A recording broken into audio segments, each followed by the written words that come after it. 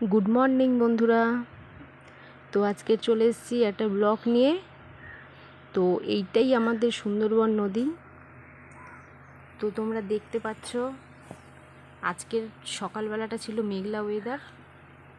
তো চারিদিকে ঘন বন ছিল আমাদের এখানে, কেন এখন সেই বনটা নেই, কারণ অনেকেই এইভাবে বনের গাছ সব কেটে নষ্ট করে ফেলেছে, যেই কারণেই নদীর বাঁধগুলো ভেঙে প্রচণ্ড লোকের ঘরবাড়ি ক্ষয়ক্ষতি হচ্ছে এই কারণেই।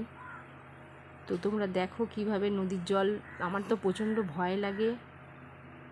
আমি যখনই ওপারে যাই এই নদীর দৃশ্যগুলো দেখি, ভয় লাগলেও তার মধ্যে ভালোও লাগে।